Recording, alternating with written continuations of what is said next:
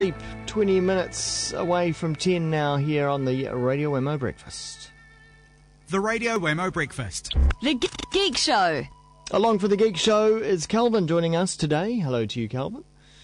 Hello there, Wamo. Hello, and today we're talking about celebrating, and I think, is it actually today? Is today the anniversary of 50 years of man in space?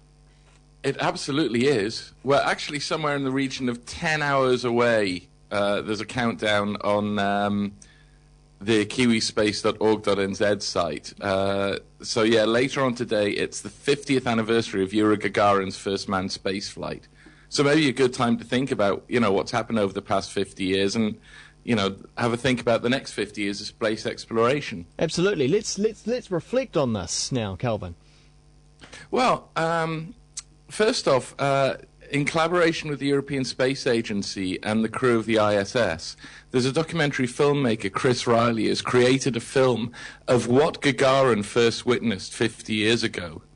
It's 108 minutes long, the same length as his historic journey. It's called First Orbit, and it intercuts newly filmed images of the Earth, shot to mimic what Gagarin would have seen from the windows of Vostok 1, his orbiter. Oh, cool.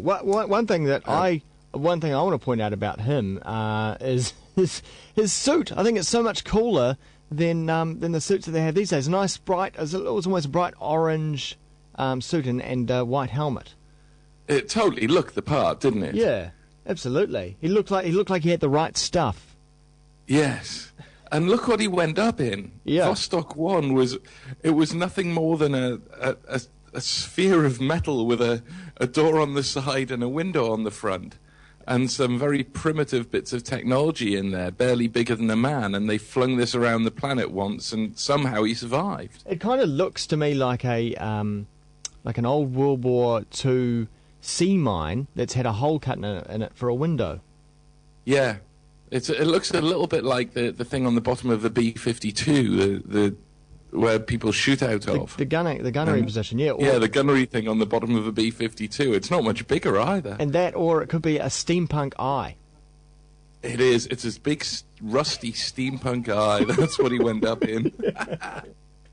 So, anyway, kiwispace.org have organised 2 public showings in Auckland and Wellington. And for anyone with an internet connection, they're hosting local downloadable copies of this film from around midday today. Oh, wow. So if you want to watch that, go to kiwispace.org.nz/first orbit. Brilliant. Is that only going to be out there for a limited time?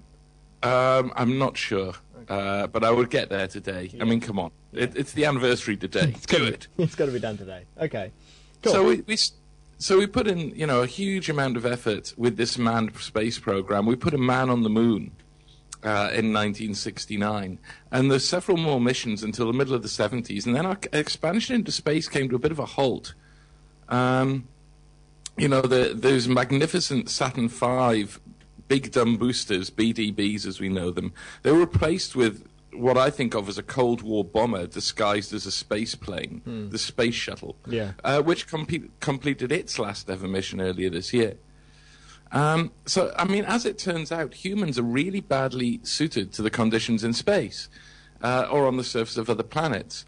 But for the past 50 years, our robotics and AI technologies were too immature to really consider replacing humans. So we still kept pushing on this expensive manned space flight thing. But even in their infancy, robotic probes have returned far more useful scientific data than manned exploration. And communication satellites have brought far more useful benefits to greater society. So, I mean, as it turns out, robots are excellent spacefarers. And it's this problem that's really held back all the promises of space exploration. Everything came to a halt about 25 years ago, really, waiting for robotics to catch up. Yeah. And I think it's advances in these areas that are going to see the emergence of a new space industry. Well, let's talk about these advances. What is our short-term future? Well, short term, we've got this halfway house technology that's fast approaching maturity that combines the best of both worlds.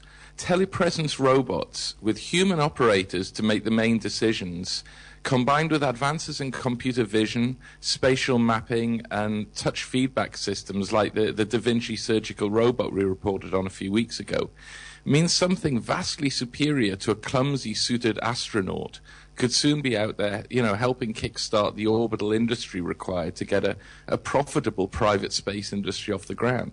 NASA's already got a prototype robonaut in development.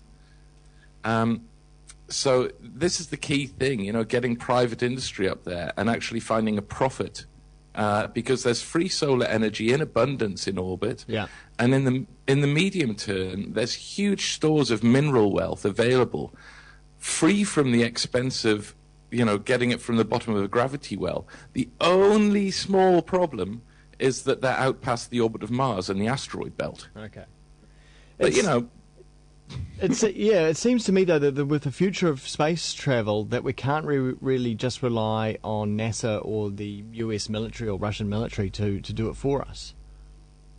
Well, I think the past few years have really proven that. I mean, we've already got a Kiwi company, a little Kiwi company, managing to get rockets up to, heading towards orbital heights and orbital velocities. They're not quite there yet. Yeah. But private aerospace company SpaceX has got plans to launch a new rocket in 2013, the Falcon Heavy.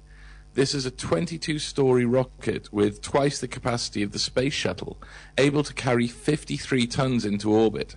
So if they do this, and there's no reason why they shouldn't, because it really is 3 of their current boosters tied together, it will be the third most powerful booster ever built, behind the giant Saturn V and the Soviet Energia rockets, which neither of which are being made now. So if this comes off, and I don't think SpaceX are going to be talking vaporware on this one. They've proven themselves in this field before. Then that means the heaviest lifting rocket available will be a private company. Yeah. Okay, so private investment really is going to be key. Isn't it? Because, private investment in space will provide a sustainable effort.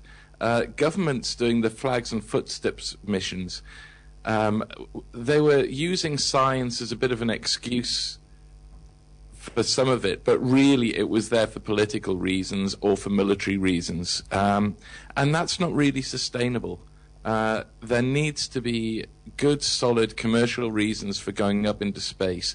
If there is, people will make a profit and the missions will continue and space exploration will actually happen. But until the private companies really get involved, it's going to stay that way. But I think this is where it's all changing. I think the next 5 years we'll see a big flip, and as robots really get good enough, we'll see people on Earth teleoperating robots in orbit to build the heavy industry in orbit that will allow us to expand and start mining the asteroids and maybe setting up a moon base and things like that. One can only hope that in our lifetime. Kelvin, really, really cool. Thanks for rounding up some of that stuff for us. You can find out more over at thegeekshow.com, 2 3s rather than 2 E's, and also have a chat with Kelvin on Twitter as well, twitter.com/CHELFYN. Thanks, Kelvin. See you next time. Yeah, see you, Emma. Track now from Catch a Fire.